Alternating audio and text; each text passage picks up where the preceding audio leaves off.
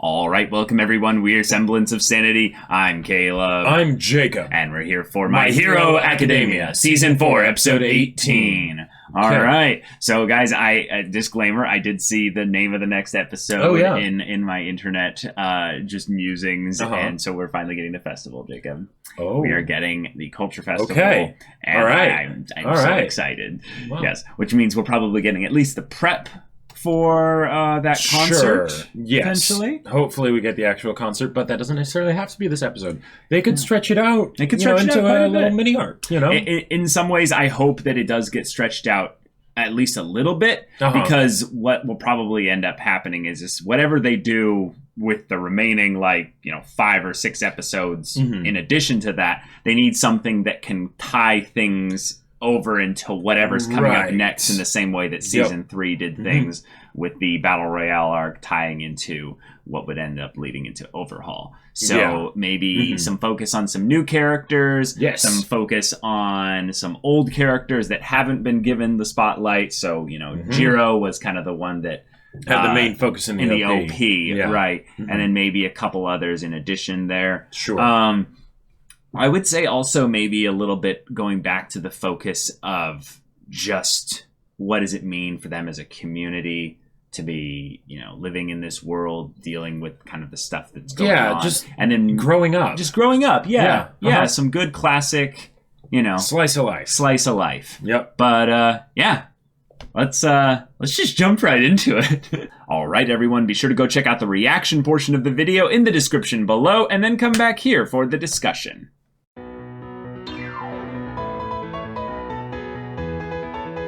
Well, all right. Okay. That was a wonderful episode. We got ourselves the school festival kind of setup. Yes. Them all going over their ideas. We had a visit with Eri. We had a wonderful conversation with her, kind of going over what could be a good plan to help save her, and bring up the point that she's not actually saved yet. Absolutely not. Absolutely not. She can't even smile. What was the whole point of this if she can't smile? Right. Then also we get the introduction of a villain that I'm not even sure is a villain. We have an actor. Let's be real here. We have a very hammed up actor. Here in my convenience store, just stole all this money. Right. But you know what I like more than stealing money? Beating up heroes. Yeah. Views, likes, interaction, social engagement, shares. Remember to hit that bell, oh my God. I would have loved if they added that at the end where it's remember to like, comment, and subscribe and hit that bell, Oh my God. That would have been a perfect end credit scene. Actually, if anything, no, let's wait until he leaves the story, because he's obviously not going to be a huge character or anything like that.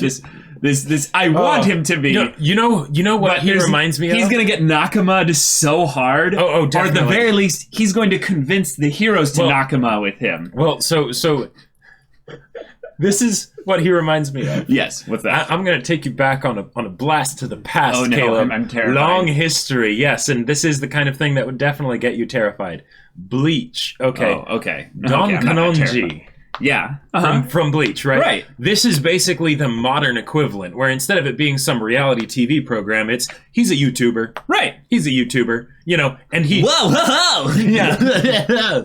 And he puts on all this stage as if he's got this crazy quirk and all that stuff, probably. But, and what I love about the fact that they cut the footage for this part is because... Yes, if you were a villain and you were making a name for yourself online, you absolutely would not want to broadcast to the world what your quirk is, right? You would not want to do that. Even though people might already now be able to identify who you are just based on facial recognition software. Oh, yeah. So, yeah. But that's...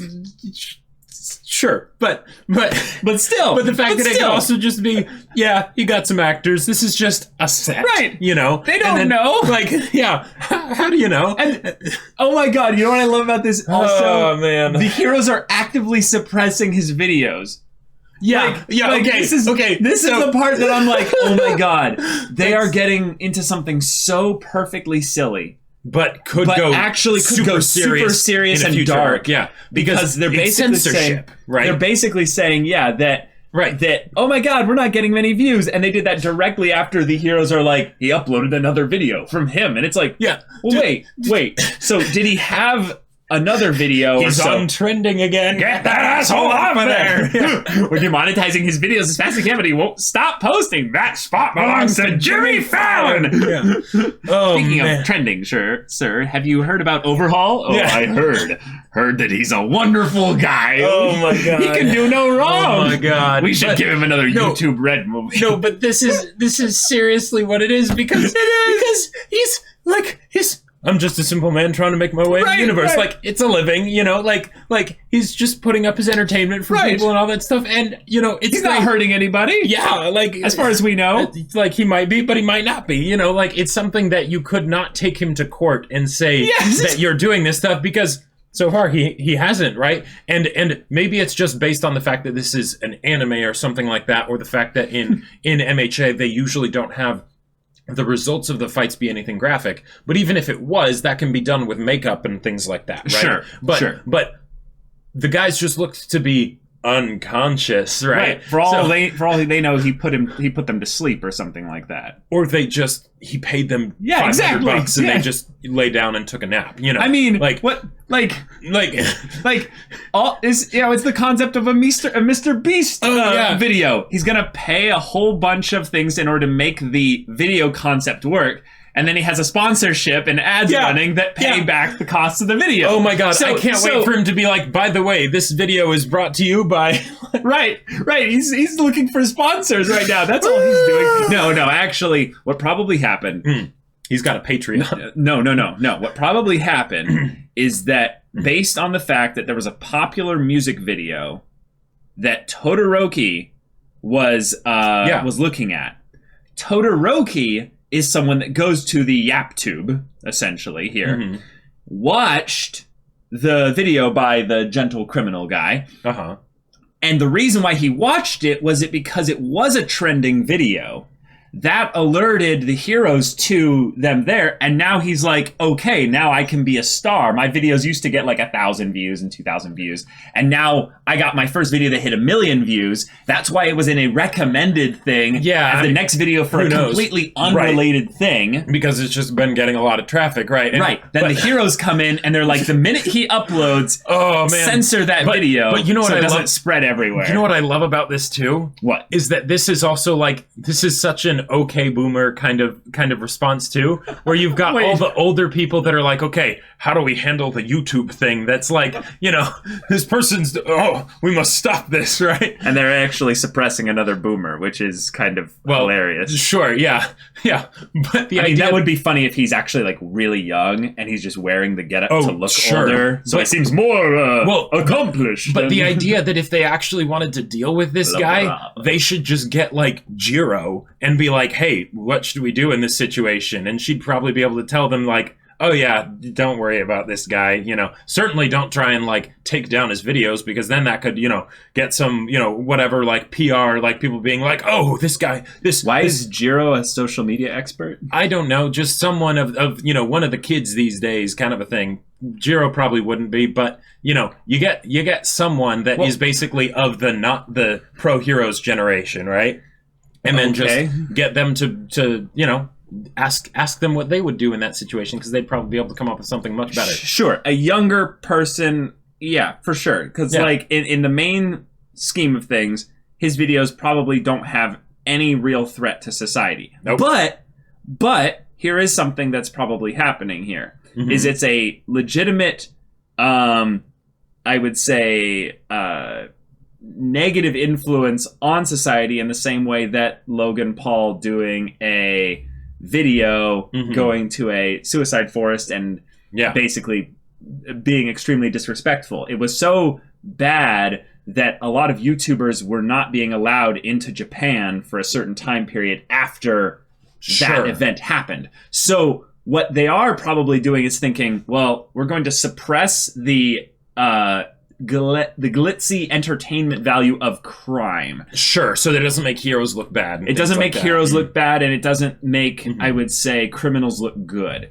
Yeah. It's a weird alternative version of what Stain's video was. And we already had then impetus for the idea that the government censors videos. That's and true. The thing is true. that Stain's was being actively taken down. Well, and this is a different version where it's being suppressed with less views. And that's literally something YouTube does in the background where they take a video and they're like, we're going to close down. It's right. Well, and in the case of Stain, it's something where, okay, this is a known murderer that, like, you know, has put many heroes in the hospital and killed others, right? So right. We don't know what his viral video was, though. Right, exactly. Yeah. But from what we've seen thus far, just with this video, this could just be, you know, someone making a fun YouTube video, right? What I thought they were going to go once they went, because the opening bit for it was so serious feeling, you know, right. of like, oh, there's this ominous looking face, you know, that's on like the next video. I thought it was going to be something where it was someone being blatant about like, I'm going to go in and actually they do something awful on camera, and they're like, yep, I've been doing it for this long. All Might can't stop me. Yeah. The other heroes are incompetent, you know, like, and like, you could say that there was an aspect of that in that he was like, two heroes, you know, I can take them out. Oh, a bunch of heroes cut this part, you know. But it was so goofy in how it was portrayed that, like, no one would take that seriously. And he didn't make some big statement at the end of it. It was just, tune in next time for my entertaining videos, you know. Right. So we have him to look forward to coming up next. Definitely going to be a culture festival, like, oh no, we're being attacked by villains kind of situation. It's going to be wonderful. I love that he has the camera person that like talks to him while he's making the videos. Yeah. La Brava. Like, oh man. I love that, that it is the two of them. It is a dynamic duo. Yep. I do like the bit that we've got old Gramps, you know, trying to be a YouTuber. Yeah. Which there was this YouTuber I followed who basically became a living meme rather quickly.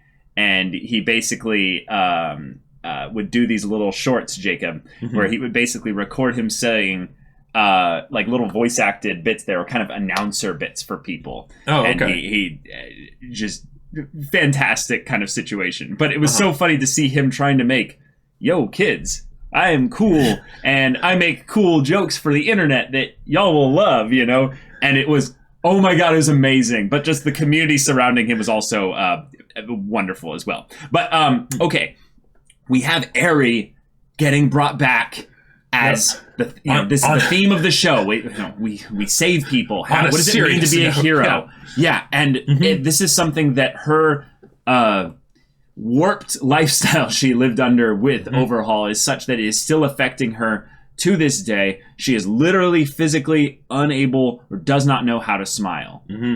Yep. Combination of those two or whatever. That's not a fun place to be in. That is a really, really sad thing to be, a sad place to be in, and she doesn't even know it, really. She doesn't know that she's under a place that... Because she doesn't know what bad. the other situation is like. Right. You know, this is what she knows, right? So, and using the cultural festival as a way to not just be, like, filler, like, I don't think it still would have been filler even if they didn't have Eri go, but as a way to basically give it a lot more, like, immediate narrative weight. Yeah, why this needs to happen, right? Because it saves people from the stress of really crazy stuff that happens, especially like Eri, who is the most dramatic case of that we've had recently. And they could have still done that with all the other characters, and I think they still will, but having Eri as sort of the focal point. Yeah, exactly. The focal point for it. In some ways, sort of the mascot of that. You know, mascot's a great word. Like the mascot has some other connotations, which I don't mean, but just the idea of she needs this more than anyone, right? And the fact that that way it's something where Deku and Mirio are going to be doing it on behalf of someone else, not just trying to put on a good culture festival show, because showing characters having fun, that's great. That's awesome. And for these characters, I'm really excited to see that. But showing characters that want to make sure that someone else has fun, then that's not just fun and entertaining, it's also super endearing. Super endearing, yes. And speaking of super endearing, we have all of our Class 1A characters coming up with their ideas for the school festival. And I love that we went through all the tropey ones, and then we went through a bunch that were just like, this is what that character would say. But then some of them we were like, oh, yeah, actually, that would be a good idea. And meanwhile, Jiro's in the background being like, hey, we could do a skit. Which is funny, because that's like, I was joking about the theater one, but it's like, yeah. Well, she is talking about something that would be a performance on a stage. On a stage. With, in some ways, a team dynamic working together to make it actually, presentable. Yep. But music is a bit different.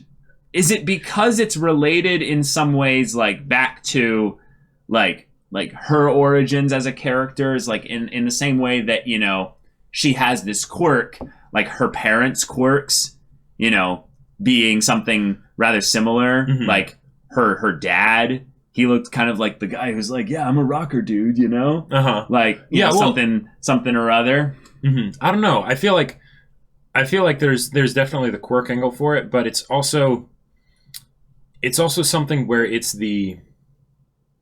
actually kind of reminds me of Shinso. But in a less serious, high stakes way, because for Shinso it was the thing of we can't help what we dream about, what we can't help what we love, right? And in this case, that's what it is for Jiro. She loves music, really loves it, really loves music. She also wants to be a hero. Yeah, she loves teaching it. Like you can tell that it absolutely makes her light up. The part that they showed of her with Uraraka and I believe Momo and Invisible Girl. Yeah, I think it was. I don't think or just Uraraka and Invisible Girl. Yeah, that was wonderful. The way you could see the massive smile on her face, like it's like, okay, she's in her element, right? And she's usually very reserved and all that stuff. She wants to be a hero, but then this other thing, it's like, well, that's not really anything important. That's it's just music. It's just something I like to do. But given that All Might is now out of the picture, right? That idea of being able to put a smile on people's face, that is very important. And even if it's just something of a break from the everyday with, a concert at school, right? That's still important. That's really important. I just realized what ties this all together, Jacob. Yeah. Everyone is trying to put a smile on other people's faces. Even the bad guy. He's literally making videos that will make people smile. He might not know it, but that's literally what he's going to end up doing. Sure, yeah. And the only thing probably that makes him a villain is that he is glorifying in a silly way criminal activity. Oh my God. Without actually necessarily doing it. Caleb, I got it. So hold on. I gotta say this last thing is that the thing with Jiro specifically is that her music might not come from a place that specifically is a smiling one. She enjoys the act of the music, but the music that she creates might come from places where, she's going through angst. There might be some pain. Sure. There might be some, like, love sickness. Like, get that 3 days grace out of your system. Right. She might need to, like, basically have a way to express that emotion in some ways because she is probably one of the more quiet girls. Definitely. Yeah, definitely. Which is a nice contrast with the fact that her quirk is based on sound. Yeah, and expression. Yeah. And then the other thing I wanted to bring up was that all the people around her that were encouraging her were each basically saying how cool it is, but they were all showcasing how much the idea of her doing her passion made them smile. And they were each saying things like, even Kota being like, or Koda being like, yeah, this will be something that can help other people smile in the same way that they did their training thing back with the teachers and stuff. So it's just like, it all works together with Eri. Okay, go ahead. I'm not sure whether this is headcanon or wonderful on-point prediction. Okay. So, what we have here is someone who is very withdrawn but very passionate about their thing. Oh boy. And then we have someone who is a showman who has reach, has an audience. Oh my gosh. Now. No way. No way. Now. So. I see where you're Eri going needs with to learn this. how to smile. Yes, absolutely. But I would say, in another way, Jiro also needs to learn how to smile with regards to her music and do it confidently, right? And know that this is something she can be proud of. She doesn't have to be ashamed of it. She doesn't have to hide it, right? That's important, right? Very important. That's very important. This guy ends up being her ticket to publicity, basically. Right. Yes. And ends up turning her into a big hit. And of course, he loves it because I discovered this great musician, right? Oh my with this wonderful superhero pop idol group, right? And Jiro gets to see that, wow, a lot of people actually like my stuff. Maybe I can do this. Maybe this can be the part of, you know, the hero aspect that is the presentation to the fans, you know. Sure. And then there you go. And so that's a way that it can be Nakama'd with the villain guy when Gentle when he shows up. Yes. Is because I like it. He realizes that, okay, villains being a villain and doing crime and fighting heroes, that is one way to be sort of clickbaity, right? But what if my calling was actually for something else? What if I could make better videos that didn't focus on that, and instead he goes into, now this is where I'm going much more out on the limb, right? Yeah, I gotcha. But then he ends up going into music production, right? Or something like that, or whatever. He does something along those lines where it solves the issue because he's no longer making videos that make the heroes worry, right? Remember, he wants to be famous. Yes. There's a reason for that. Okay, so he definitely needs to be to find out what that is. And he also would want to be the main performer, probably. Right. So what I feel like we're actually getting need some workshopping. Okay. I feel like we're getting, if anything, that ties Jiro and Gentle Criminal, Mr. Gentle, this guy together, is actually the fact that they're both potentially extremely insecure about their passion. They both are performers. But you have that Jiro has potentially like some rock and roll back in her family. Okay. And it's a thing of where she is really good at it. And maybe there's a good dynamic with her family there. But she is secretly comparing herself. She is, a little bit worried about not being able to find her own way of expressing this thing here. I would say this Mr. Gentle guy, his thing is he is going so hard into a specific style of expression to make sure that he is unique. But in that respect, he draws the ire of those, and I'm literally saying this as putting the hero organization government people as the bad guys here. Because I'm going to try and see him as the hero almost like anytime he's on screen now, because I love him. Me too. Is have his expression be something that he does in spite of the haters, so to speak. So when Jiro presents her music, she's not going to have any haters. It's going to be everyone's loving it and accepting it. It's going to be wonderful. Maybe there will be a hilarious antic or whatever with Bakugo on the drums or what have you. But I think people are going to love it. But there's going to be this thought of, just because it was wonderful now doesn't mean it's going to be like that forever. And that will be how Gentle basically says, yes, this was something that we could all have here because it was innocent. But we live in a world where people like me who express themselves differently, just a little bit off course deviation, will end up essentially getting pulled back down, like tall poppy syndrome, or not even tall poppy syndrome, but just uniformity syndrome. Just the idea that you can't call yourself a criminal and not expect some repercussions. We don't care if you do non-criminal things. And we don't care if this is all part of a persona and you might not actually be doing anything stuff wrong. Right. We're going to actively press down upon you. And what's, I think, going to be the reveal is that he's going to have a backstory because he's older. Oh, sure. That's the whole point. Yeah. And then what's the connection between him and this young girl, La Brava? Which I assume she's young, but who knows? She could just be one of those like older, like dyed hair, like that bobblehead design though. Yeah, that design is hilarious. Oh my god! Like I wasn't sure if it was part of her costume or something at first because her head was massive compared to the rest of her body. But well, and one of the other things that it can get into too with his backstory is it can also go into maybe Jiro's backstory, because one of the things that we don't know is why is Jiro wanting to be a hero? There's maybe the usual things of like wanting to be a hero, who wouldn't want to be, right? But why does she specifically want to be a hero? Why is it that she lights up around music way more than like at hero school? Right. Well, we did have people visit her house back in season 3.